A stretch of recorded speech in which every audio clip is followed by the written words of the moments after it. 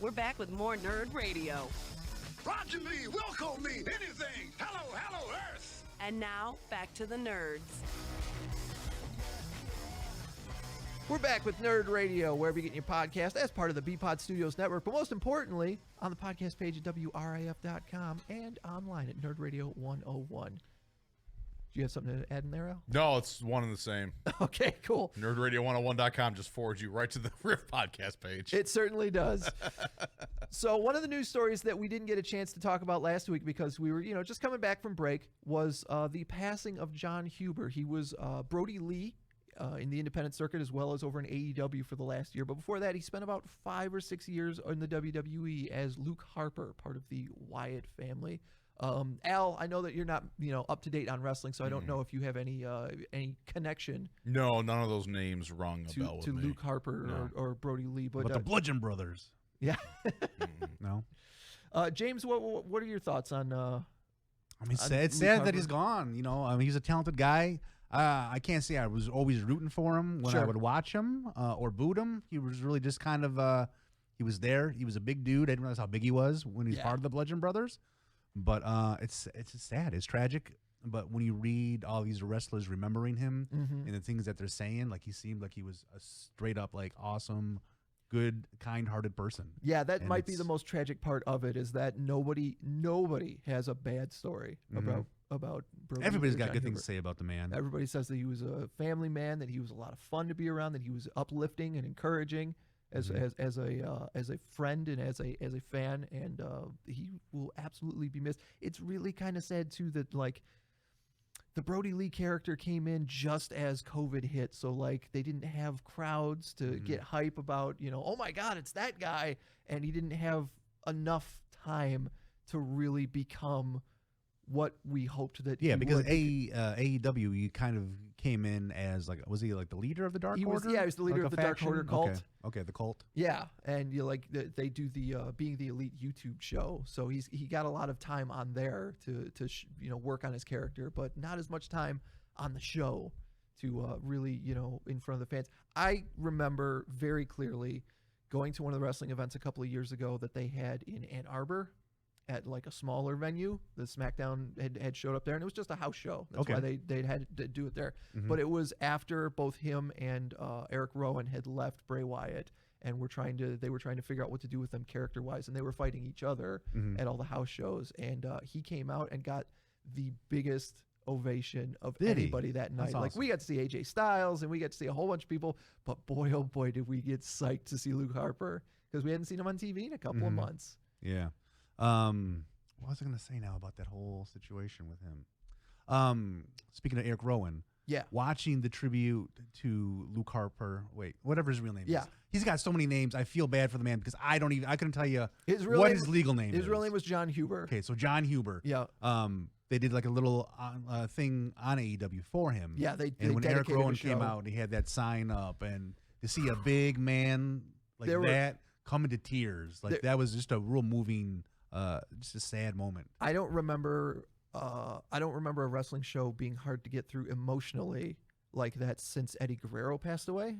Because you're watching these. I mean, their job is not only to beat each other up and not actually murder each other, but to convey emotion and character and stuff, and to see the real people really in such great emotional distress. Seeing Batista and Rey Mysterio crying over Eddie Guerrero was very difficult, and seeing Eric Rowan brought to tears. And when the show started, I think Colt Cabana, you could tell that like he had to collect himself in that first match, and then to get rolling because they wanted to eulogize their friend, and they wanted to put on a great night of shows. Yeah, do something that he would be proud of. Did. And I wasn't really into wrestling when Eddie Guerrero passed away, but I can relate to when Owen Hart passed away. Sure. I remember that night. That was an extremely difficult show as well. Yeah, Monday Night Raw, after Owen Hart passed away, I was in tears crying over some of these wrestlers, talking about the different situations, some of the different stories and things that occurred with them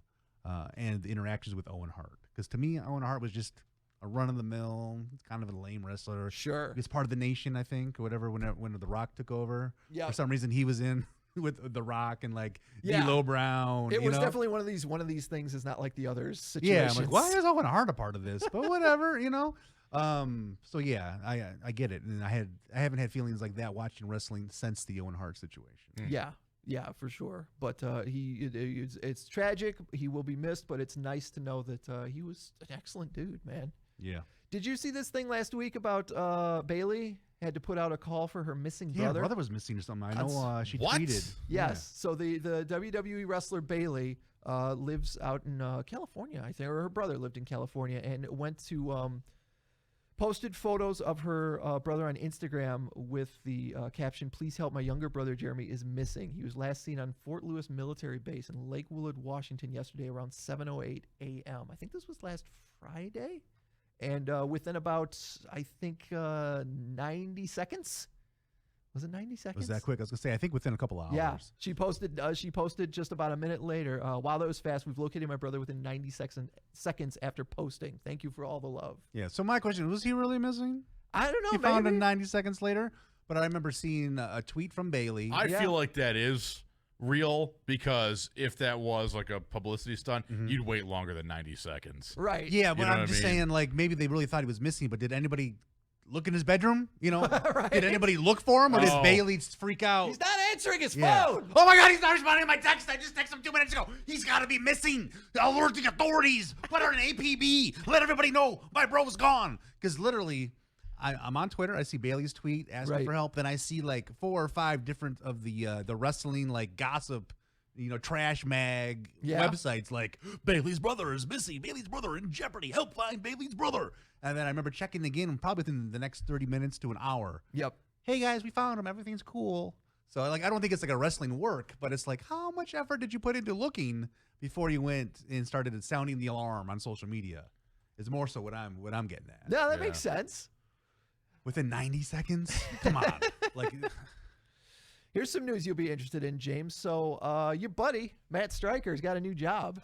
is it a reality TV show where he's trying to get a girl pregnant? It is not. Is he cleaning out porta potties? No. Is he calling other unfortunately people racists and homophobes? not. on Well, recorded broadcast.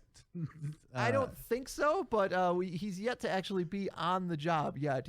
As of this Saturday, he will be part of the Impact Wrestling commentary crew. He's been there before. Okay. But they are changing the crew out to him and D'Lo Brown. Really? And the guy who's been pulling the weight for the last couple of years, Josh Matthews, is actually getting a promotion, so he won't be on commentary anymore. Oh, nice. Well, as much as like, here's my thing with Matt Stryker. He wasn't very helpful to me when I had an opportunity to work alongside him. Right. So as much as I want to root against him, or as much as I want to root for him, I'm more apt to root against him. Sure. Just because, to me, I had an opportunity to call some wrestling matches as the color commentator, and I had never done that before. I just knew a little bit about wrestling. There's a local promotion here that was like, hey, why don't you be a part of the commentary crew? And I was like, absolutely. I'm going to go down this rabbit hole and see where that takes me. Yeah. And instead of like saying, hey, let's go over some stuff, he pretty much was like, figure it out, bitch. He just threw you to the wolves. Yeah, like he was like, figure it out. We were supposed to practice doing some stuff. He would ask me questions in character that I felt, why would you ask somebody that? Like I would talk Unless about. you were trying to rattle him or, or derail so, him. Yeah, like Halal Beefcake would be coming in. Joe Gee. Coleman, and Idris Abraham would be coming in. And I'm like, oh, here come the hunks. And he'd be like, what college did they go to? I don't know. We didn't cover that when we sat down and I was writing notes. And then he'd be like, well, make it up. And I'm like, well, I guess I could make it up. But then I'm like, I don't know how these wrestlers want to be represented. Right. And in my mind, I'm like, I don't want to say something on this broadcast about a wrestler that might be wrong. That gets you beat up later. Yeah. So I want to come back next week. And I come back next week and I got this wrestler pissed, because I said he went to his college he hates or something. Right. So I was worried about that. And so I had this whole little notepad just with all these notes. So as the wrestlers would come out for the matches, I'd be flipping like, okay, Right. we got one of the guys that's on AEW now. His last name's Reynolds. He was there that night. And so I'm writing notes about him. Yeah. And I'm trying to bring up some of the stuff. And then finally we have like an intermission and he takes my notepad. He takes it, slams it down upside down. And he goes, fuck that shit. Let's talk wrestling. These notes, he's like, that's bullshit. That's nothing. He's like, Wow. He's like, we gotta come back and we gotta do something. Otherwise, we're dying here or whatever. And I'm like, Wow. yeah, I totally agree. We're dying, but you're also being a prick. You're right. Like you're being a total prick. I don't know what you need me to do. Like what exactly you're looking for from me. Like we've had a conversation where we're going to run through a little practice, and that didn't happen. And then at one point he calls me the modern day, who's the guy from, not the Jeffersons, but the show that spawned. Oh, Archie Bunker? Yeah, he called me a modern day Archie Bunker, a homophobe, and he like slandered me. I'm like sitting here, I'm like, what is going on? Like what? And so then in my mind, I'm like, he's just trying to get me all pissed off. He's trying to get me all fired up. And I almost quit at that very moment. And Wow. It just was like, F this. Like I did not sign up to have somebody go on a show and call me a homophobe and a racist and like say, granted, it's airing, at 1 o'clock in the morning on WADL. Right. It's literally just like a interlude for people in between bong rips and acid trips at 1 o'clock in the morning. Like no one's really watching this, but like at the same time, you don't go on the air and say that about somebody. Like that's total crap. And I almost quit at that moment. And then like we go through the whole thing, and then when the show's done, he comes up to me, he's like, "You did a great job." And I'm like, That's what I was about to say. Is like I feel like if he was just trying to fire you up and get you to like put some emotion in it, then like he should have said something at the end and be like, "Hey, I was trying to get your blood up. I was trying to get you to yeah, let me know that." Or if there's a work, I feel like in the wrestling industry, if there's a work going on, the people that are involved, they know what's going on. Right. It's not like just randomly, Stone Cold doesn't just randomly walk up to The Rock. Well, I think drop, a racial slur. There's probably always kind of a like, okay, I don't know how real you're being right now, so I'm just going to play along, kind of an improv going on. Mm-hmm. But yeah, I would think that at some point somebody's got to be like, hey, I didn't go too far, right? Yeah, like where do you draw the line? I've never met him before other than at one other appearance. And I know he's a legendary commentator or whatever, so I'm sure he'll do very well at Impact. Oh, but sure. at the same time, I'm kind of rooting against him just because of the way he treated me. And if you see him on social media and he's this super religious guy and, loves God and his family and just wants to be on a beach and talk fantasy baseball. And then you see him on a Fox, a Bachelorette type show where the concept of the show is the woman's looking for a baby daddy. It's essentially the concept of the show. And he goes on the show to try to be this girl's baby daddy, and he feels like he's fallen in love. I feel like I've fallen in love with this girl. Well, he's got a family at home that he's tweeting about. Well, yeah, maybe he doesn't have a family and all that stuff, but he always talks about his dad, but he always has that, putting forth that like hoity-toity nice image. Right. So I'm neutral, I guess. I don't know. Good for you, Matt Stryker. Good for Matt Stryker. I'm glad your wrestling career is going farther. I'm glad you found a gig, but at the same time, I hope you don't treat. Well, you won't treat D'Lo Brown that way because.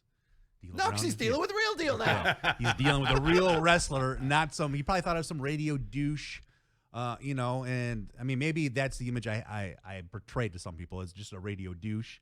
But that's not what I was trying to come across as. And I expressed to him how much anxiety I had going into this and how much I wanted to be a success. And really, I think the bottom line is with that whole wrestling promotion, I think he just got an offer. He knew he had a sucker on the line. Sure. And he was just trying to milk that poor Cashing guy a check for all that money that he could get. So, yeah. But congratulations, Matt Stryker. I hope you do very well on Impact Wrestling, and I hope he treats Danhausen very well. Yeah, what a douchebag. Oh, no, Danhausen's on Ring of Honor. Danhausen's on Ring of Sorry. Honor. I keep getting those two confused. But Danhausen's from here. Yeah, Danhausen We're is from huge fans here. of Danhausen over at the One Fall Show. Yeah, Danhausen's a good guy. He reaches out to me on social media. He's always That's watching awesome. my Instagram lives. So maybe I'll put him in touch with you guys. Yeah, that'd be fantastic. Maybe we can get him on Nerd Radio. Yeah, we should. Very nice, very evil Danhausen. Danhausen, if you're listening, we want you on Nerd Radio. Yeah. Come and visit us. Yeah. And will I be watching Matt Stryker? Not once, not never. Thank you. I Well appreciate done. That. I appreciate that. All right, well, a couple more wrestling stories before we get here. So Natalya Neidhart on Twitter last weekend realized that WrestleMania 24 wasn't on the network. They had She's the one that discovered that? the WWE Okay. Network. One of her fans had been like, "Why can't I watch WrestleMania 24?" And she went, "I don't know, at WWE, where's WrestleMania 24?" Yeah. It's back on the network now. Apparently what the problem was is that's the WrestleMania where Floyd Mayweather fought the Big Show. Okay. And he came out to his own song, which there were some legal disputes to a couple of years ago. So they had to go and actually pull that song out and then put a generic track in, which drives me insane when they license something and then like a year later they have to pull the audio out and like put some generic track in. I'm just like, that's not the song it came out to. It drives me up the god. That's crazy that they had to go back and edit that out. Yeah. I feel like what kind of legal ground do they really have to stand on? So WrestleMania 24, we're at 30 something, right? Right. Like, so how many years ago was that? And now it's still an issue? Yeah, it's almost over 10 years ago. You got to worry about legalities with it? Crazy. Yeah, the music licensing stuff in wrestling is absolutely insane. But let's talk about what's going on with the modern wrestling, because we've got the Royal Rumble coming up in a couple of weeks, which is one of the most fun things. I know, Al. You're like, whatever. You might be interested in this, though. An old-timer will be making an appearance at the Royal Rumble. Goldberg is coming back to challenge Drew McIntyre for the heavyweight title. Drew McIntyre, who revealed on Monday that he has to quarantine for 2 weeks because he tested positive for COVID-19. He's doing well, though. He's asymptomatic, so I don't think he's even feeling the effects of it. He's Sure. probably going through the regular routine to get tested, and he came up as positive, and he's probably like, oh, crap. Yeah. Well, I guess I better go home. But they had a Legends Night last Monday on Raw, which wasn't great, but ended with Goldberg coming out and challenging Drew McIntyre for the title, because apparently Goldberg has to show up every year or so. Yeah, he's just one of those guys now. Yeah. Yeah. And his matches he nearly killed The Undertaker in Saudi right. Arabia about a year ago. Yeah, I do. I remember him from the old days. Like, I remember that storyline where he was unbeatable. Yeah. I think it was when he was with WCW. Yes. And I remember watching one match where he entered the ring, literally speared the guy, pinned him, and walked out. Yeah. Well, isn't that every Goldberg match? That's pretty much how they work out. Yeah. Set him up with some jobber, and else comes in and puts Which, him I mean, down. like, as not interesting of a wrestling match that is, for the storyline of it, I think is kind of cool. Where this dude, he just walks, he's like, I couldn't even be bothered. Boom, down. All right, back to the locker room with Bade. But the last time I would say that I saw him pop up was he started guest starring on the sitcom The Goldbergs. Yeah. Which is great. Which is hilarious. And like, He's the gym teacher, isn't he? He was the gym teacher's brother. That's funny. So like he wasn't even on there as a Goldberg. Yep. But just the fact that he was Goldberg, he's Goldberg. Yeah, those who they know got him. him as a Yeah. guest star. Yeah, That's actually pretty humorous. You remember when they got King Kong Bundy on Married with Children? yes, I do. That Yeah, was fantastic. Yeah. Yeah, I don't know. Over my wrestling podcast, I do the One Fall Show. None of us are excited to see Goldberg again because his matches are short and awful. Mm-hmm. And I was actually just talking to Amy about it the other day about, like, I didn't live through the WCW Goldberg, so it is a phenomenon I do not understand. Gotcha.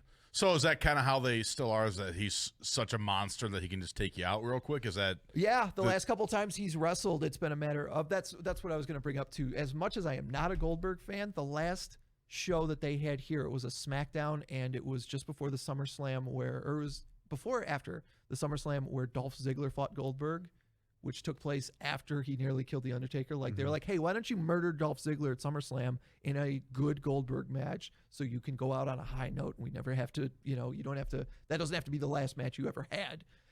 And Dolph Ziggler played Goldberg's music and then came out to fool us. And I got legitimately excited when I heard Goldberg's music. I thought, oh my God, I'm going to see Goldberg live. Wait, I don't like that guy. Oh my God, I'm going to see Goldberg live. I think I was at that show too because I think I had a similar reaction because I was like, oh wow, I can't believe Goldberg's How here. cool is that? I don't like Goldberg is Goldberg, here. but he's Oh, wait, no, I the don't like name is still Goldberg. there. I don't But want to how watch cool. him wrestle. Yeah, that is weird. It's very. Isn't that interesting? I never even did that. My own little self analysis on Yeah. that, but yeah, like because I think I had the same feelings. Like, oh my God, Goldberg's gonna be here. The music hit the dun, Yeah. dun, dun, They even dun. set it up with the door, like, Yeah. because they're always outside his dressing room, and then they always just follow him in, and he's doing his Yep. stuff to get all Headbutt hyped the up. door. Yeah, and you knocking know. himself silly. But I do want to say, I feel like some of the Roman Reigns stuff that they've started, like I enjoy him as a heel. I'm not enjoying like the head of the table stuff and bringing in some of the personal family issues. Sure.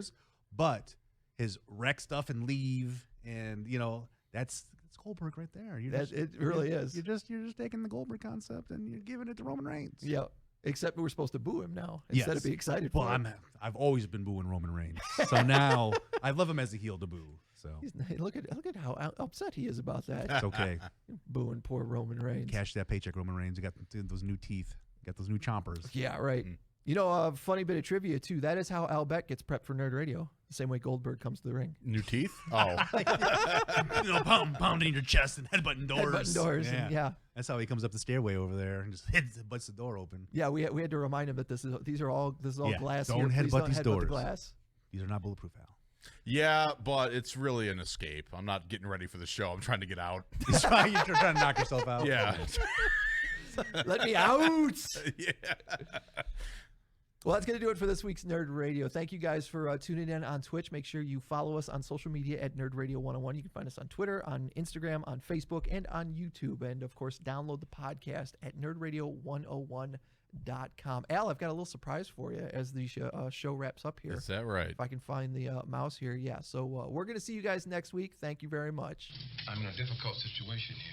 I mean, after all. Oh, wait, I know what you're going to do. You son of a bitch! I knew it was a mistake! This Transformer is cool. Have a great weekend! This Transformer is cool. See you later, nerd. This Transformer The future's stupid, guys. I'm sorry, but it is. is cool. Fuck! Fuck! Fuck! You have to edit! Fuck! This Transformer is cool.